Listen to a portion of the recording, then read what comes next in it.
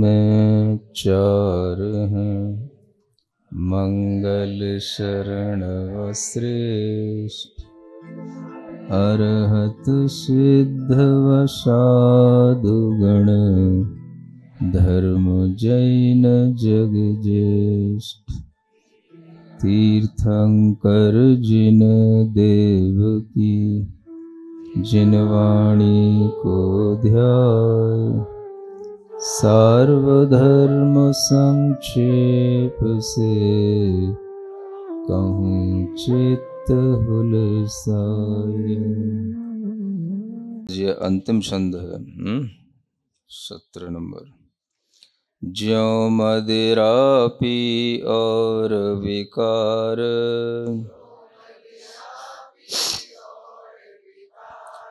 बढ़ता कर मन का त्यों भार,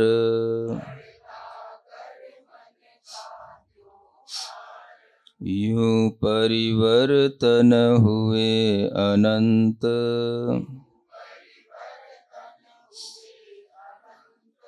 कारण कहूँ यथा भगवंत।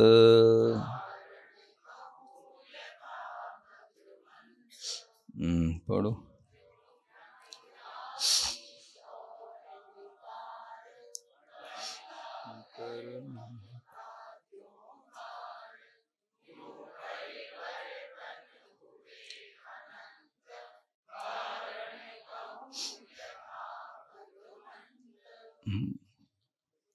प्रथम ढाल में बहुत दिनों से आप लोग बहुत सारा वर्णन सुन चुके हो।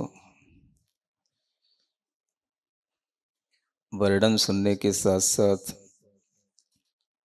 बहुत कुछ दिमाग की खिड़कियां भी खुल चुकी हैं, और उसके साथ साथ एक सम्यक ज्ञान का प्रकाश भी बाहर से उन खिड़कियों के खुल जाने के कारण से पहुंच रहा होगा, ऐसी मैं आशा करता हूं। फिर भी वह प्रकाश निरंतर पहुंचे तब कुछ काम होगा। उस प्रकाश की किरण हमारे अंतरंग तक उतर नहीं पाती और वह कुछ कार्य कर नहीं पाती। कभी कभी सूर्य का प्रकाश भी हमें जगाने में सहायक नहीं बन पाता। इसमें क्या बात है, क्यों ऐसा होता है, वो बात यहाँ लिखी हुई है। पंच परावर्तन जीव के लिए मिथ्यात्व और कसाय से युक्त होकर के होते हैं। 5 प्रकार का मिथ्यात्व होता है, जिसका वर्णन अगली ढालों में किया जाएगा। और जो 25 कसाय होती हैं, उनमें से प्रमुख कसाय तो अनंतानुबंधी कसाय होती है। इन दोनों का आपस में गठबंधन है, मिथ्यात्व का और अनंतानुबंधी कसाय का। ये दोनों मिलकर के ही एक पार्टी बनाए हुए हैं, और इन दोनों ने अपनी आत्मा पर इस तरह से कब्जा किया हुआ है या काबिज हुए हैं कि ये अपने को जगने ही नहीं देते, अपने को सुध लेने ही नहीं देते हैं। और इनका संस्कार भी इतना पुराना हो चुका है कि अगर थोड़ी कोशिश भी की जाए तो भी ये फिर से दबोच देते हैं और ये फिर से सुला देते हैं। ऐसे ये मिथ्यात्व और कषाय रूपी ये 2 राक्षस कहें, 2 इस तरह के तत्व कहें जो हमारे अंतरंग में मिले हुए हैं, घुले हुए हैं, और अपने प्रभाव में ये जीव की पूरी सत्ता को लिए हुए हैं। जीव अगर जागना भी चाहे, थोड़ा सा सुध लेना भी चाहे, तो ये अपने प्रभाव के कारण से उस जीव को फिर से उसी दशा में सुला देते हैं। इस तरह के यह दो तत्व जो हमारे अंतरंग में हैं, इन्हें अगर किसी राक्षस की उपमा दी जाए तो कम नहीं।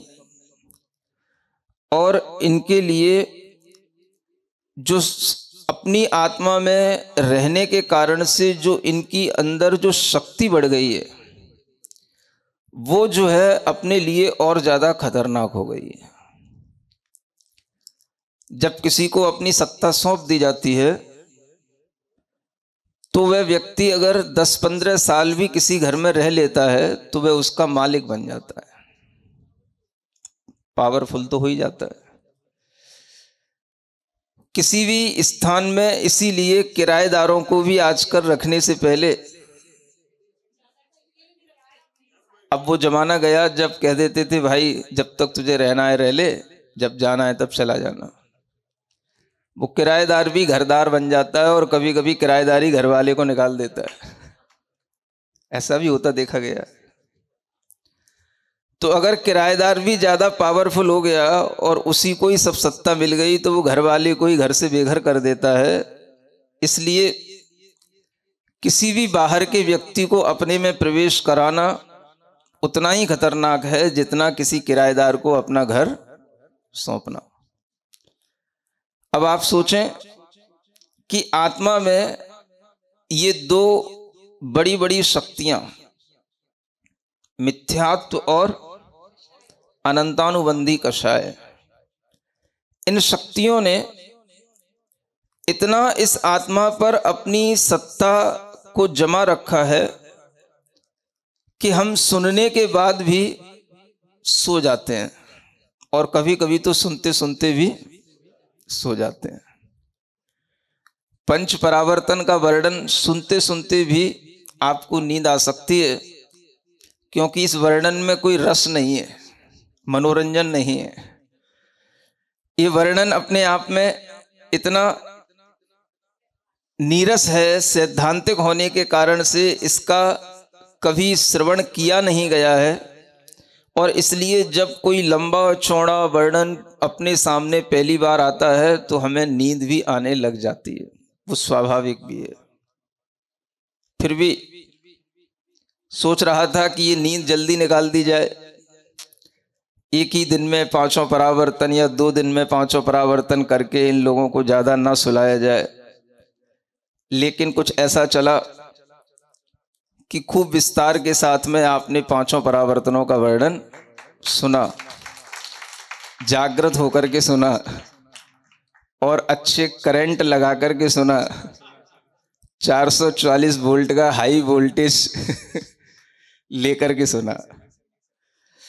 आपके लिए निद्रा नहीं आई इस वर्णन को सुनने में, और सुनते सुनते ये भी महसूस तो हुआ ही कि हमारी आत्मा कहाँ है, हमारे भाव कहाँ हैं, हमारी कषाएं क्या हैं, और हमारा संसार इतना ही नहीं है जितना कि हमने अपने घर और परिवार के बीच में समझ रखा है।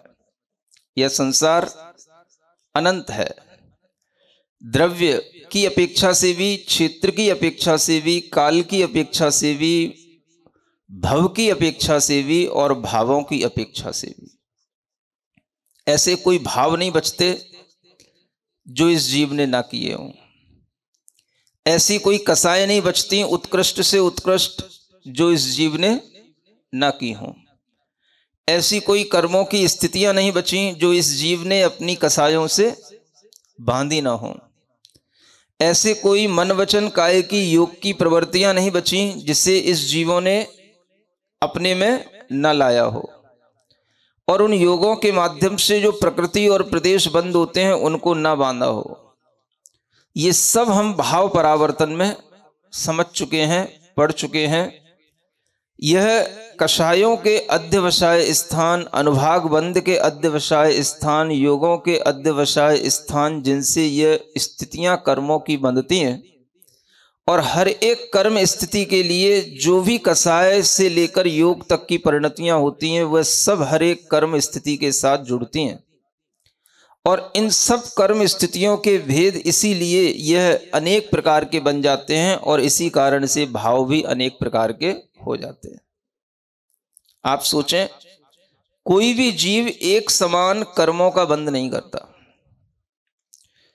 आप इस सभा में बैठे हैं, सबको लग रहा है सब शांत बैठे हैं, लेकिन केवली भगवान जानते हैं एक भी व्यक्ति की कषायें समान नहीं है।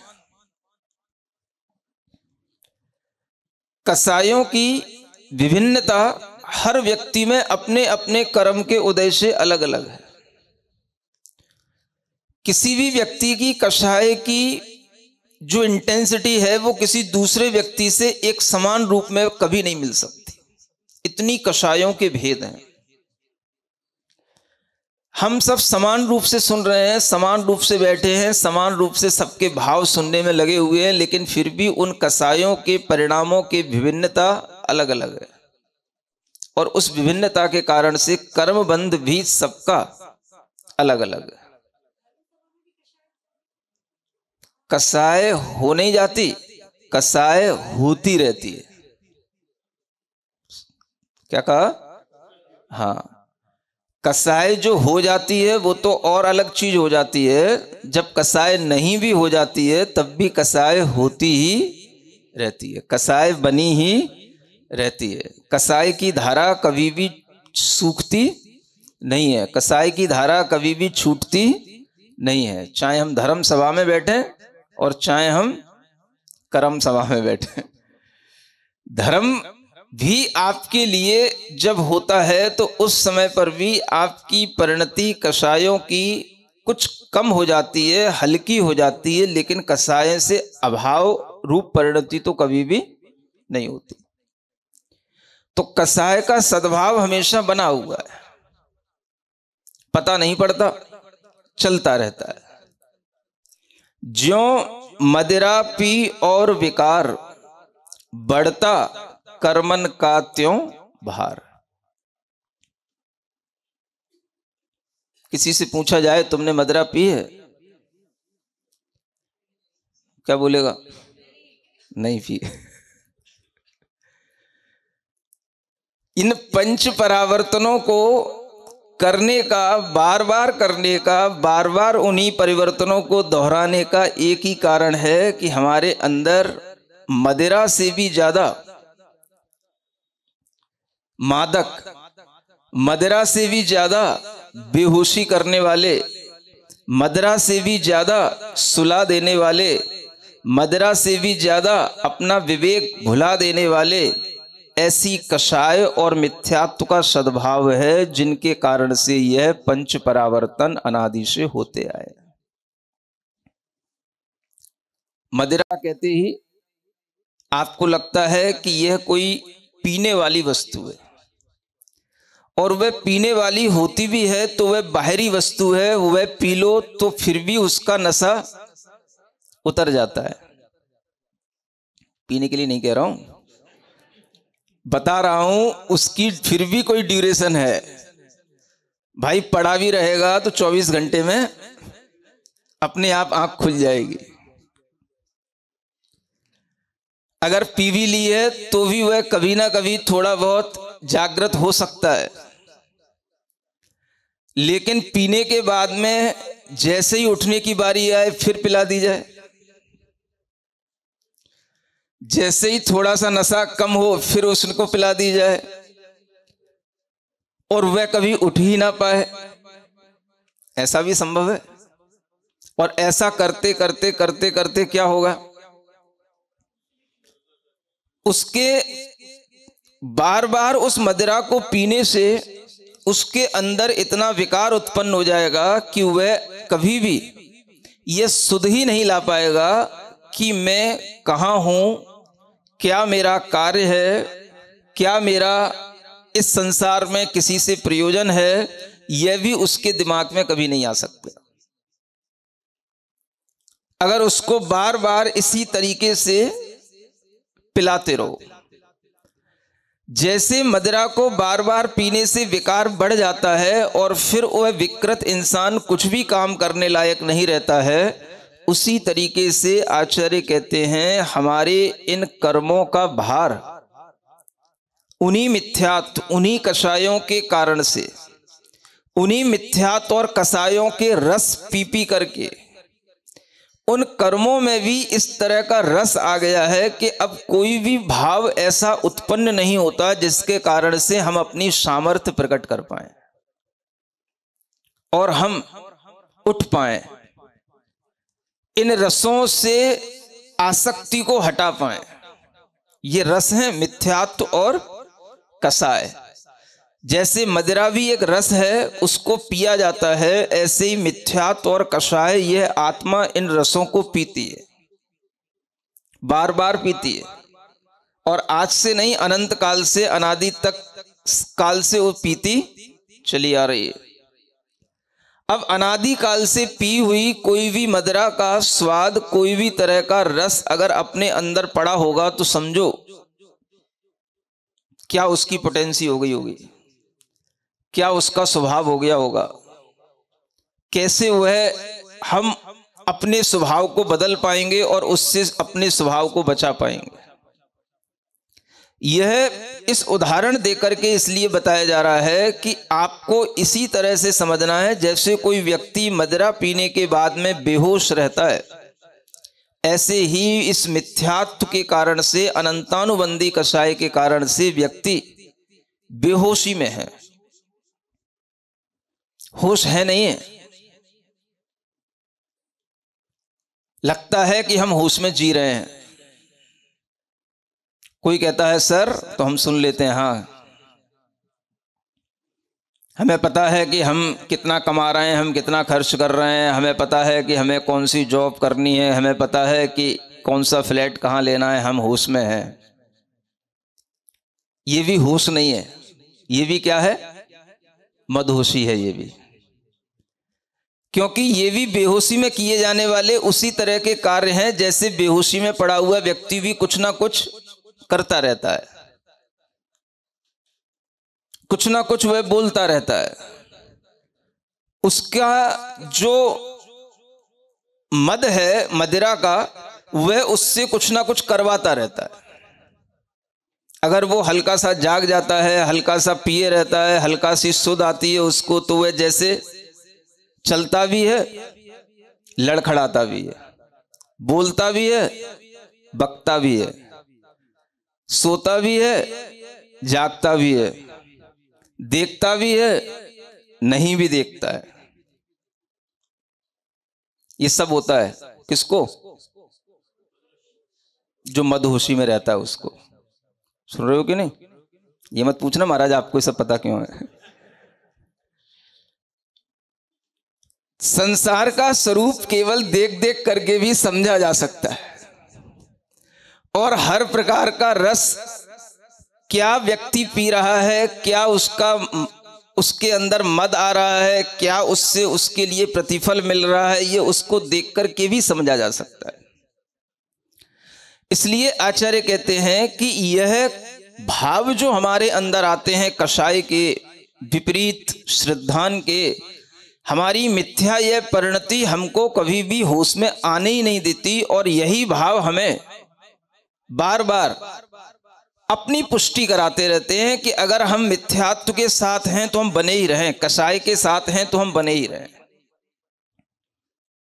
होश नहीं है कि हम क्या हैं, हमें क्या करना है, हमारा स्वभाव क्या है, मैं कौन हूं, मेरे लिए इस संसार में आने का क्या इतना ही उद्देश्य है कि मैं बड़ा हो गया, मैंने कोई जॉब कर ली, बिजनेस कर लिया, पैसा कमा लिया, एक फ्लैट ले लिया, विवाह कर लिया, परिवार बना लिया, क्या मेरा इतना ही कार्य है या इसके अलावा कुछ और भी है? अब वो कार्य भी अलग इसलिए नहीं दिखाई देता क्योंकि सारे पिए हुए लोग जब एक साथ होते हैं तो वह सब एक दूसरे को देख करके वही करते हैं जो दूसरे सामने वाला कर रहा होता है। सुन रहे हो? क्योंकि पिए हुए लोगों की भी अपनी एक सोसाइटी बन जाती है, उनका भी अपना एक संसार बन जाता है, ग्रुप बन जाता है। तो वह सब लोग उसी चाल में चल रहे हैं जिस चाल में हर कोई बंदा उसे चलता हुआ दिखाई देता है, और इस तरह से चलते हुए भी उसे कभी महसूस नहीं होता कि कहीं हमारे लिए कुछ और भी छूट रहा है। यह मदहोशी का परिणाम है। और यह मदिरा जितनी पुरानी होती जाएगी उतना ज्यादा और ज्यादा उसके अंदर मादकता की पोटेंसी बढ़ती चली जाएगी। माने आप विचार करो कि अगर कहीं एक गिलास पी करके जो नशा आएगा वह अगर पुरानी होगी तो एक ढक्कन पी करके भी उतना ही आ जाएगा। सुन रहे हो? कैसे पता आपको महाराज? देखो कैसे पता, मैं बताता हूं।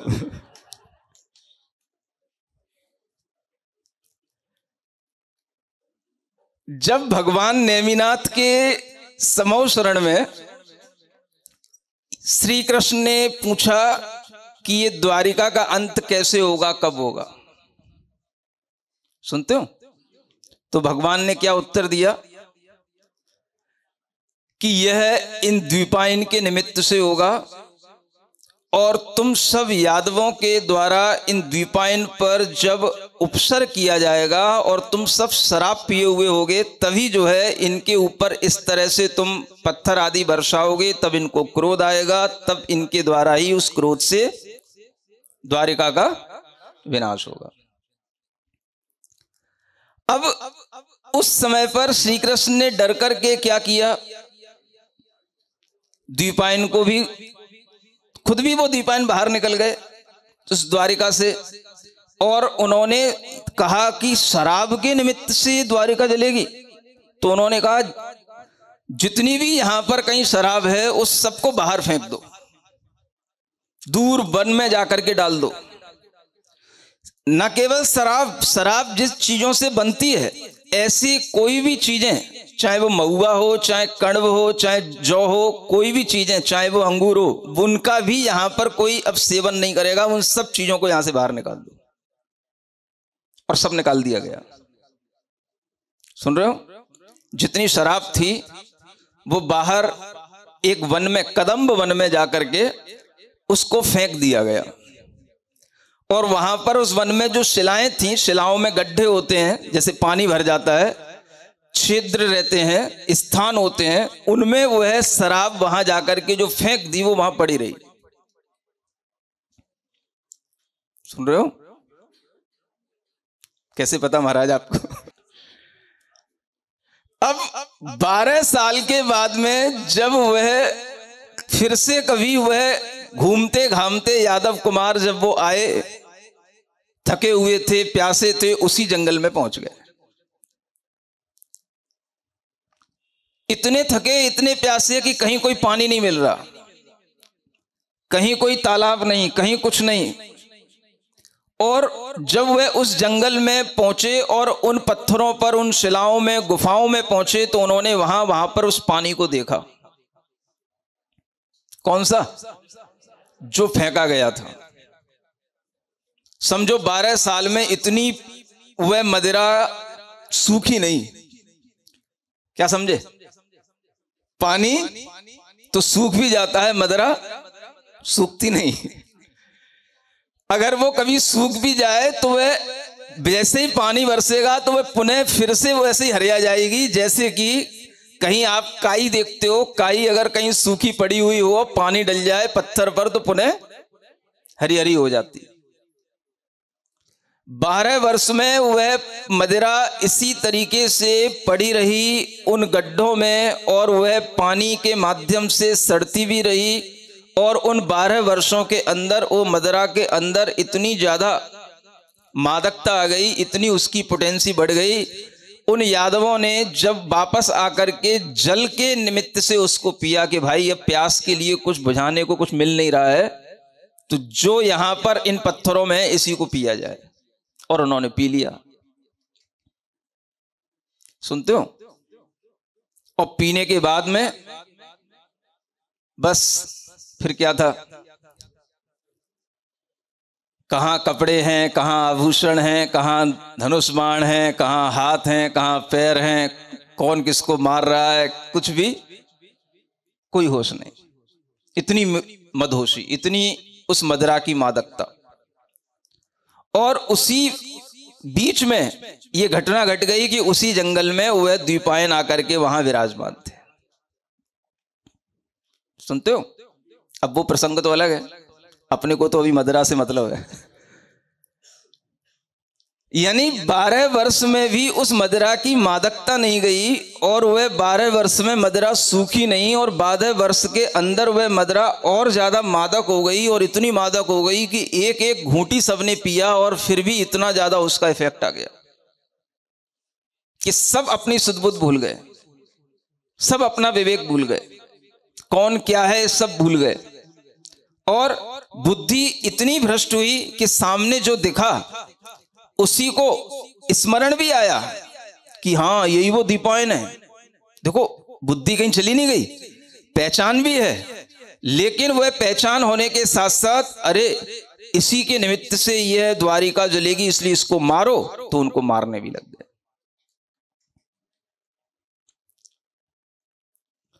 तो विवेक बुद्धि जागृत रहती है सिर्फ इस रूप में कि हाँ हम चल रहे हैं, हम हैं, हम देख रहे हैं, हमें कुछ दिख रहा है, लेकिन क्या दिख रहा है, क्या सही है, ये विचार नहीं आ पाता। और इसी मदिरा के इस स्वभाव को देखते हुए आचार्यों ने कहा कि यह मदिरा के स्वभाव की तरह हमारे परिणाम, हमारे भाव मिथ्यात्व और कसाय से इतने अनुरंजित हो चुके हैं कि हमें अब अपने स्वभाव का भान ही नहीं होता कि मैं कौन हूं, मुझे क्या करना है। क्योंकि भावों पर कौन अपना कब्जा कर चुका है, हमारे आत्मा के पूरे स्वभाव पर कौन अपना कब्जा कर चुका है, तो ये मिथ्यात्व और कसाय के भाव, जिनसे ये संसार अनंत काल से चला आ रहा है। अब इस मिथ्यात्व की परिणति में जब हम देखते हैं तो इसकी परिणति उस मदिरा की तरह ही है। जो मदिरा 12 साल में खराब नहीं हुई, खत्म नहीं हुई, आप सोचो वह मिथ्यात्व, वह कषाय जिससे हम हर जन्म में पुष्ट करते हैं, वो कैसे खत्म हो सकता है। हम हमेशा अपनी कसायों को बल देते हैं, अपनी आत्मा को बल नहीं देते, हमेशा अपनी कषायों को बल देते हैं। जिससे हमारा अहम बढ़े हम वो काम करते हैं, जिससे हमारी मान कसाय पुष्ट हो हम वह काम करते हैं, जिससे हमारा क्रोध भी हमें पुष्ट होता हुआ दिखाई दे हम वह काम करते हैं। अगर तुम ऐसा नहीं करोगे तो समझ लेना मेरा गुस्सा, ये क्या है, ये क्रोध की पुष्टि है। नहीं समझ आया?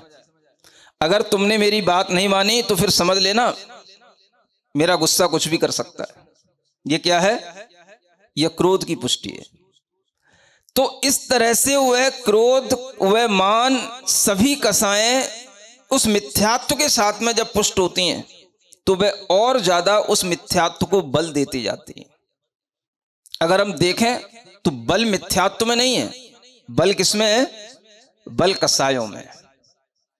ताकत नहीं है मिथ्यात्व के अंदर, वो ताकत कहां से उसके अंदर, तो इस अनंतानुबंधी कसाय के कारण से।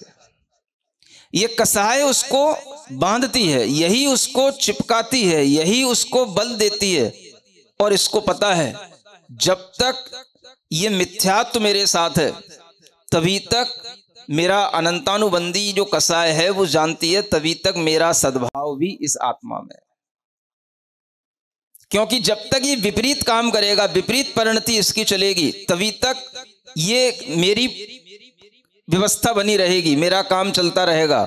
और जैसे इसने विपरीत परिणति को छोड़ा तो वह अनंतानुबंधी कसाय भी कोई काम की नहीं रह जाएगी। विपरीत परिणति क्या, संसार को अपना मानना। विपरीत परिणति क्या, मरण के समय पर दुखी होना और समाधि मरण की भावना नहीं करना। विपरीत परिणति क्या, शरीर के सुख को अपना आत्म सुख मानना और आत्म सुख की कभी इच्छा नहीं करना। विपरीत परिणति क्या? विषयों के द्वारा मिलने वाला सुख ही वास्तविक सुख है और आत्मा का सुख तो कोई होता ही नहीं है, या कहीं कुछ कहा जाता है तो वो मेरे मतलब का है ही नहीं है। ये सब क्या है? ये सब विपरीत परिणतियां हैं। शरीर को आत्मा मान करके यह आत्मा कभी भी अपने मिथ्यात्व भाव को और कषाय भाव को नहीं छोड़ा, और इसी भाव के कारण से, इसी विपरीतता के कारण से इस आत्मा का यह जन्म मरण का कार्य निरंतर अनंत काल से चलता चला आ रहा है। और ये विपरीत परिणति बढ़ी हुई है, बहुत बढ़ी हुई है। इतनी बढ़ी हुई है कि अगर इसमें कहीं ब्रेक लगाने के लिए कुछ भी उपाय बताया जाता है तो वो ब्रेक लगता नहीं है, लेकिन लगता ऐसा है कि हाँ, हम कभी ना कभी इसको सुधार लेंगे। सुन रहे हो? एक प्रोग्राम आपके लिए दिया जाता है, कभी 3 दिन का, कभी 5 दिन का, पहले 10 दिन से शुरू हुआ था। सुन रहे हो? स्वात्म साधना शिविर सबसे पहली बार जब इसको मतलब शुरू किया था, इसका एक इनोवेशन हुआ था, तो उस समय पर इसको 10 दिन से शुरू किया था। महाराज 10 दिन तो बहुत होते हैं। क्या सुन रहे हो? हाँ, अनंत काल बहुत नहीं दिखता, 10 दिन बहुत दिखते हैं। कोई बात नहीं भाई, अब टेस्ट तो आपको थोड़ा सा देना ही है। अब अगर 10 दिन के चक्कर में आप टेस्ट ही लेना छोड़ दो, है ना, आपके थोड़ा सा मदिरा, थोड़ा सा नशा कम हो, ऐसी कुछ गोलियां देना है, तो कम से कम आपको एडमिट तो होना पड़ेगा। तो महाराज 10 दिन के लिए नहीं हो सकते हैं। स्वस्थ तो होना चाहते हैं, लेकिन 10 दिन एक ज्यादा टाइम है। आप सोचो, मेरा भी अपना परिवार है, बच्चे हैं, 10 दिन बहुत होते हैं। चलो भाई कोई बात नहीं, 5 दिन पे आते हैं। तो कुछ 5 दिन का शुरू किया महाराज। अब ये 5 दिन भी सबके लिए संभव नहीं है, और जो कॉरपोरेट में काम करने वाले लोग हैं, कंपनियों में काम करने वाले लोग हैं, उनके लिए तो 5 दिन भी कहाँ मिलते महाराज। मुश्किल से सैटरडे संडे मिलता है। आप थोड़ा सा और अपना प्लान हम लोगों के हिसाब से बनाओ। सुन रहे हो? कोई बात नहीं भाई, डोज तो देना है। चलो कोई बात नहीं, 5 दिन की ना सही तो 3 दिन की सही, कम से कम एक बार डोज लेगा, 3 दिन की सही, थोड़ी बहुत तो कम से कम असर होगा, ऐसा सोच करके अब वो 3 दिन में सिमट गया। समझ आ रहा है? अब ये 3 दिन भी 3 दिन बिना मोबाइल के, बिना बातचीत के, बिल्कुल मौन, वहां करेंगे क्या महाराज?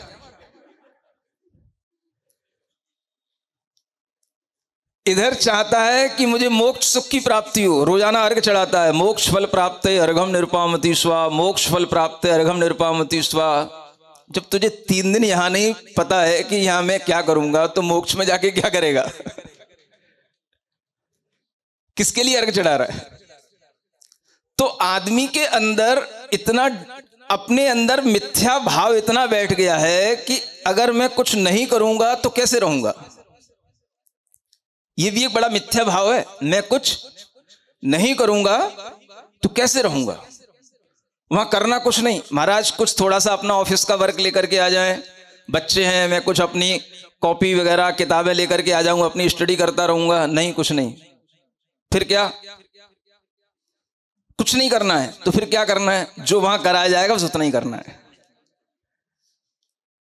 तो यहां पर वह 3 दिन रहने को कुछ बिना किए हुए, कुछ बिना कार्य के रहने को तैयार नहीं है। सुन रहे हो? इतनी फुर्सत नहीं उसको पूरी लाइफ में कि कभी 3 दिन भी निकाल पाए। और बातें क्या कर रहा है? मोक्ष फल प्राप्त है फलम निरुपामति स्वा। वहां तो अनंत काल तक तुझे कुछ नहीं करना पड़ेगा, फिर वहां पूछेगा वहां बैठ के क्या करूंगा महाराज। तो कई लोगों को यह भी एक भाव आता है कि वहां क्या करते क्या है सिद्ध भगवान, मोक्ष में होता क्या है, वहां कुछ नहीं करना पड़ता। तो जब वहां कुछ नहीं करना पड़ता तो यहां भी कुछ नहीं करना पड़ेगा। उसी का तो थोड़ा एक्सपीरियंस दिलाया जा रहा है। जब यहां पे कुछ नहीं करेगा तभी तो वहां पे जाकर के कुछ नहीं करने के भाव में बैठेगा। तो ये जो करने की आदत पड़ी है, कुछ ना कुछ एक्टिव होने की जो आदत पड़ी है, यह आदत भी इतनी ज्यादा हो गई है कि व्यक्ति इस बात को सोच करके ही डर लेता है, भय खा जाता है कि नहीं,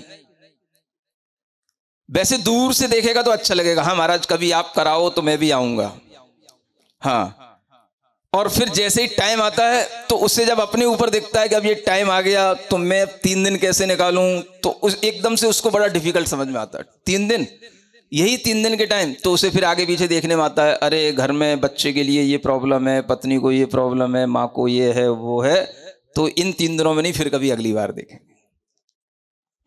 सुन रहे हो, वो अगली बार भी ऐसा ही होना है। वो मदिरा का भाव अगर आज कम नहीं करा तो आगे भी कम नहीं होना है, वो तो और बढ़ना है। जो आज परिस्थितियां जितनी सही हैं उससे ज्यादा और आगे अच्छी नहीं होंगी, बिगड़ने वाली हैं, लेकिन हम सोचते हैं अच्छी हो जाएंगी। ये भी एक विपरीत बुद्धि है। इसलिए अगर हम आज कुछ अच्छा कर लेते हैं तो आगे की परिस्थितियां भी अच्छी बन जाती हैं, और हम केवल इसी बात पर ध्यान देते हैं कि जब परिस्थितियां अच्छी हो जाएंगी तभी हम कुछ करेंगे, तो परिस्थितियां कभी भी अच्छी बन नहीं पाती, अनुकूल बन नहीं पाती। अगर हम उन्हीं परिस्थितियों में से अनुकूलता बनाने की कोशिश करेंगे तो हमारी आने वाली परिस्थितियां भी अच्छी बन जाती हैं। ये विज्ञान अपने अंदर आ जाने का नाम भी सम्यक ज्ञान है। ये भी मदिरा का प्रभाव है। परिस्थितियां अभी अनुकूल नहीं है, अभी घर में बहुत काम है, अभी घर का कंस्ट्रक्शन चल रहा है, अभी नई नई ऑफिस ज्वाइन की है, अभी एक दिन की भी छुट्टी लेंगे तो भारी पड़ेगा, ये है वो है, ये सब बातें क्या है, ये सब उस मदिरा का प्रभाव है। मिथ्यात्व और अनंतानुबंधी कषाय के प्रभाव में इस तरह का वह बड़बड़ाता है। सुन रहे हो? और जिसे ये समझ में आ जाता है कि नहीं भाई अभी थोड़ा सा ठीक ठाक है, आज कर लो, तो क्या होगा, आज अगर वो अच्छे से कुछ कर लेगा, आज अगर उसके पास समय मिल जाएगा तो आने वाले समय में उसकी वह परिस्थितियां और अच्छी बन जाएंगी, और उसके लिए समझ में आने लगेगा कि भाई उन परिस्थितियों में जब हमने 3 दिन निकाल लिए तो आज तो मैं बहुत अच्छा हूं, तो वह कभी 5 दिन भी निकाल लेगा। इसका नाम क्या है, मदिरा का प्रभाव कम होना। सुन रहे हो? हाँ, तो कोई भी प्रभाव मदिरा का कम नहीं करना चाहता। कैसे कम हो, बचपन में तो कम होता ही नहीं, समझ आ रहा है, बचपन में और चढ़ा रहता है, युवावस्था में और चढ़ा रहता है। वो एक बीच का टाइम आता है जब युवावस्था से वह कहीं वृद्धावस्था की ओर हो, तब थोड़ी बहुत उस आदमी को थोड़ा सा उस समय पर, हाँ, कुछ थोड़ा सा होश सा रहता है, वो होश आने का चांस रहता है। समझ में आ रहा है ना? यहां भी ज्यादातर लोग आप देखोगे वही बैठे मिलेंगे। कौन? जो युवावस्था से ऊपर निकलने वाले हैं।